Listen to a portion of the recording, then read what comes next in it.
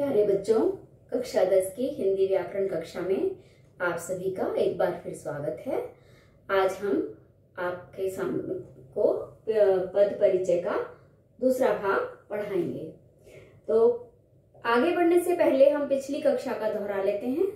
पिछली कक्षा में हमने व्याकरणिक आधार पर आपको बताया था कि दो प्रकार के शब्द होते हैं, विकारी और अविकारी।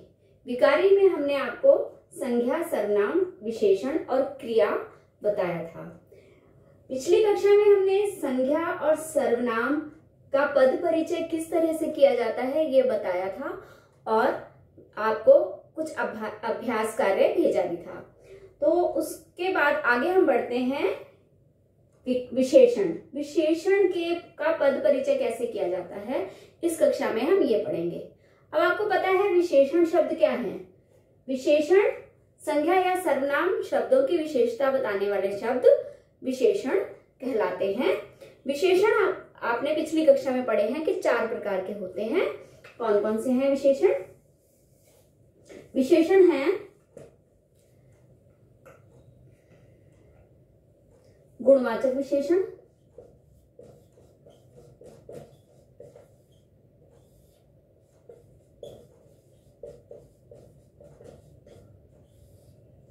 संख्यावाचक विशेषण,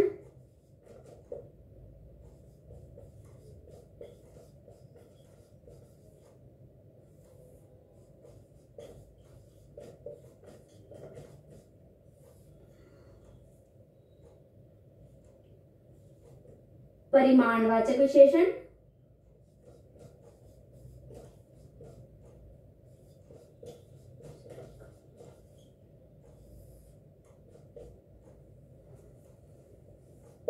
सार्वनामिक विशेषण।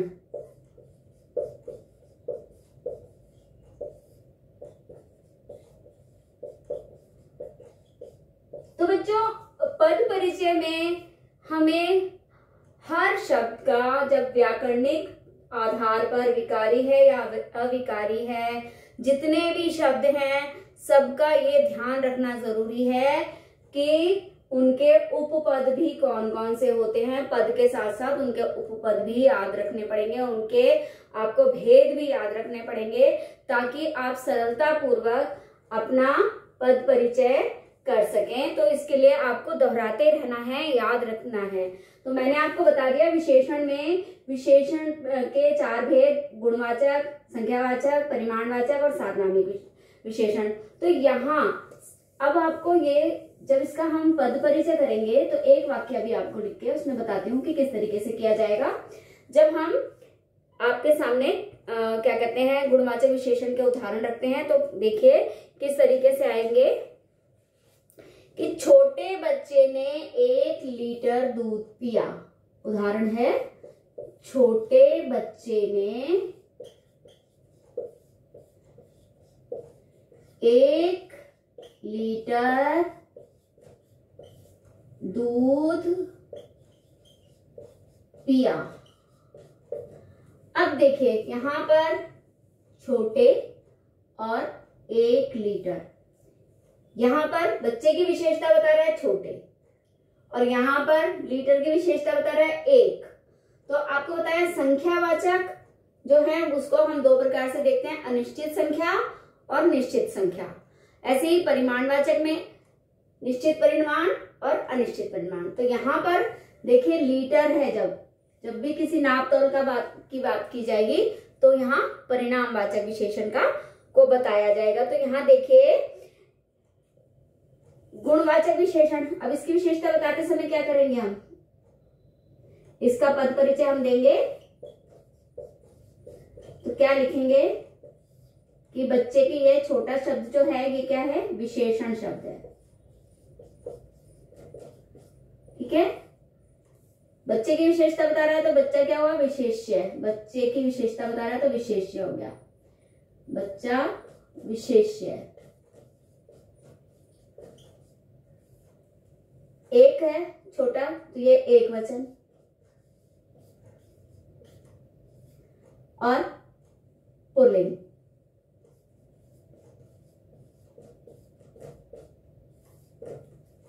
इसी तरीके से जब 1 लीटर की विशेषता बताया जाएगा, विशेषण कौन सा विशेषण है, ये भी आपको उपभेद भी लिखना पड़ेगा इसमें, गुणवाचक विशेषण। कौन सा विशेषण, गुणवाचक विशेषण।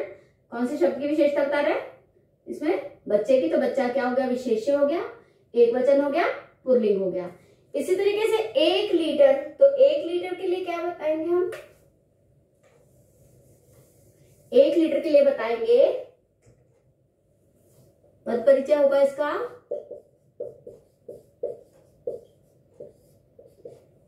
एक लीटर है तो ये क्या हुआ, पहले तो विशेषण हुआ, फिर उसके बाद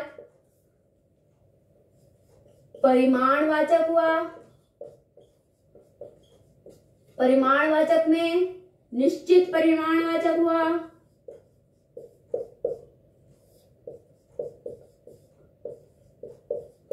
उसके बाद लीटर की विशेषता बता रहा है, तो इसका लीटर की विशेषता बता रहा है, तो यहां पर लीटर क्या हुआ, इसका विशेष्य हुआ।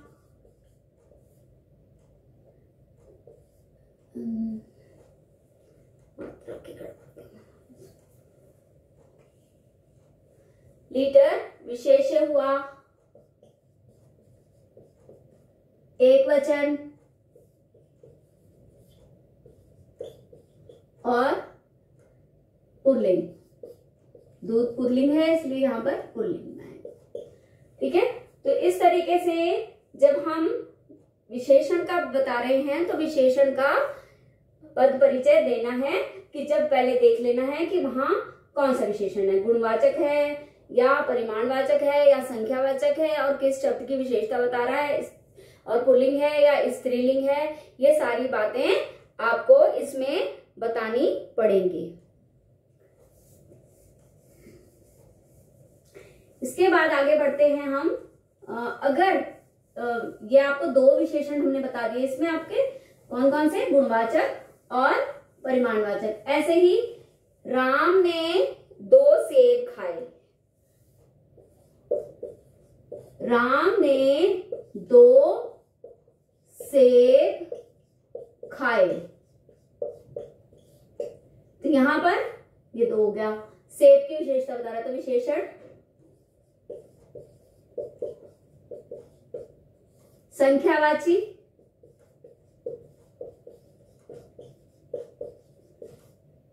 संख्यावाची, निश्चित संख्यावाची,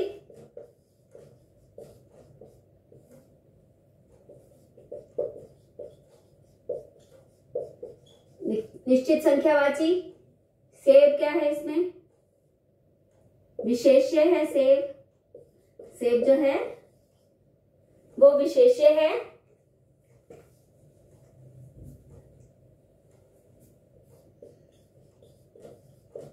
क्योंकि सेब की विशेषता बताया जा रहा है, 2 से सेब विशेष्य है, एक पुल्लिंग,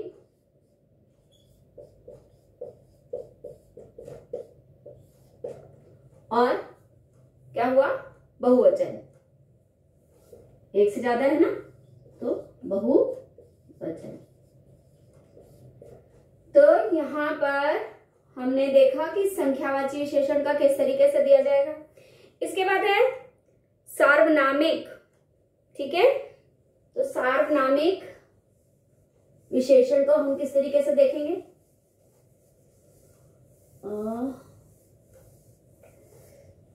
सार्वनामिक विशेषण के लिए एक उदाहरण हम देते हैं इसमें।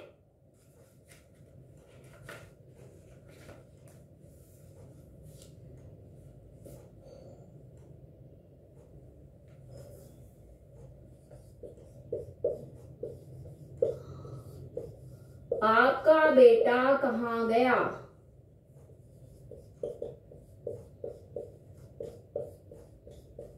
तो यहां पर आपका हो गया विशेषण, सार्वनामिक विशेषण। ठीक है, और एक वचन और पुल्लिंग, कैसे, बेटे की विशेषता बता रहे ना, आपका।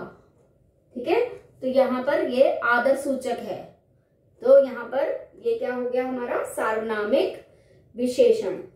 ठीक है, कई बार हम जो है इसमें नामिक विशेषण भी ले लेते हैं। नामिक विशेषण मतलब नाम का नाम से विशेषण बनाया जाता है, जहां पर जैसे कल हुसैन की शादी है, तो हुसैन की शादी, किसकी शादी? हुसैन की विशेषता क्या बताई जा रही है कि शादी है, तो यहाँ पर ये नामिक विशेषण हो गया। इस तरह से क्रियात्मक विशेषण भी होता है। तो क्रियात्मक विशेषण कैसे? जैसे चलती ट्रेन से मत कूदो, और ट्रेन की क्या विशेषता है कि वो चल रही है, तो यहाँ पर क्रिया शब्द जो है विशेषण का काम कर रहा है, तो ये क्या होगा? हमारा क्रियात्मक विशेषण। इस तरीके से हम विशेषण के पद परिचय को देखते हैं। अब आपके पास है आगे इसका विकारी का चौथा भाग, क्रिया। क्रिया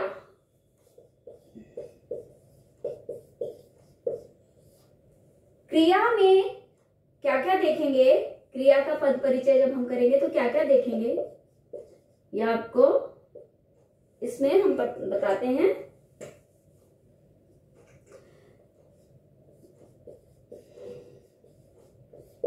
क्रिया के लिए मुख्यतः बातें देखी जाएंगी। तो जैसे क्रियाएं तो बहुत सारी होती हैं, पर मुख्य क्या क्या देखना होता है कि क्रिया का भेद कौन सा है।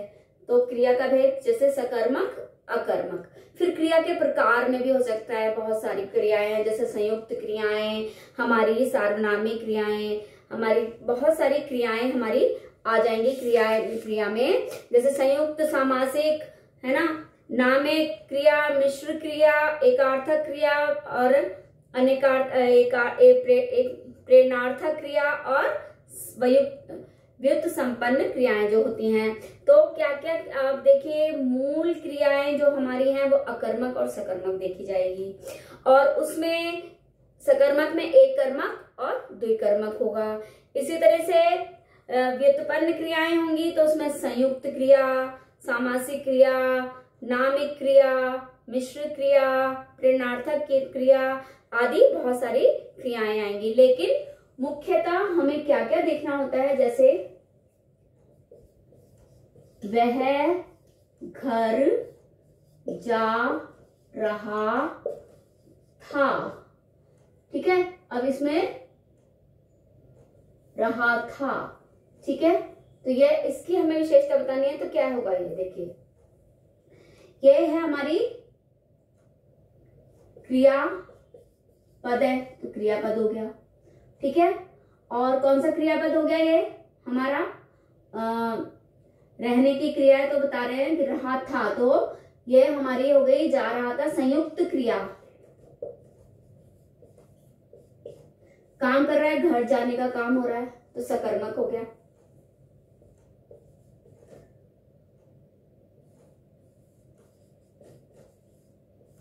ठीक है, और इसमें जा के साथ जुड़ा है तो संयुक्त हो गया, और काम हो रहा है तो सकर्मक हो गया, और इसमें क्या कहते हैं, एक वचन हो गया, ये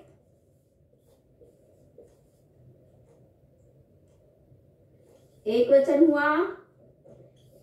इसके बाद एक वचन के साथ साथ इसमें हमारा कौन सा काल पता चल रहा है? भूतकाल, तो ये भूतकाल हो गया।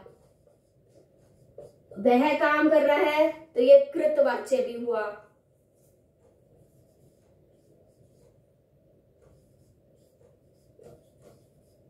ठीक है, तो इतनी सारी बातें इनमें ध्यान में रखनी पड़ेंगी। इसी तरह से जितनी भी क्रियाएं आएंगी उनके बारे में हमें इसी तरीके से देखना पड़ेगा। जैसे एक उदाहरण और देते हैं आपको, उसका पद परिचय कैसे किया जाएगा।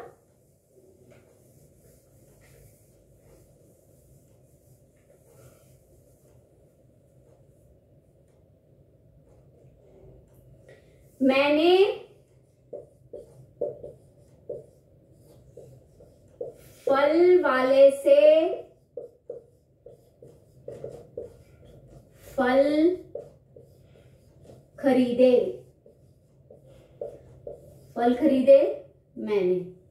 अब इसमें हम बताएंगे तो कैसे बताएंगे, ठीक है।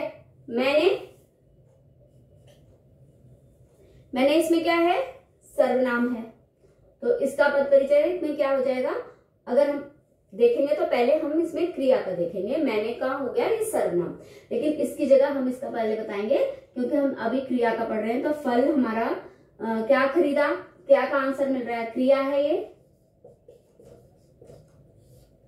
ठीक है। दूसरी बात सकर्मक क्रिया,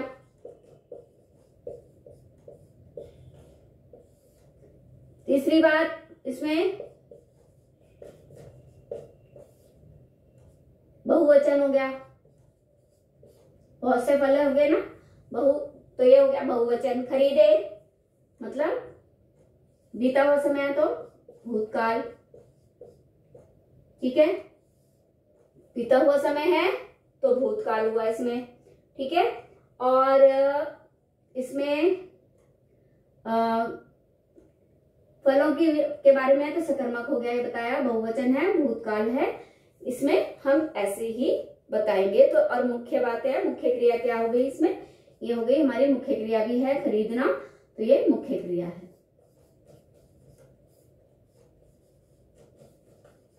तो क्रिया के अंतर्गत क्रिया से संबंधित जितने भी हमारे पास पद हैं वो देखे जाएंगे।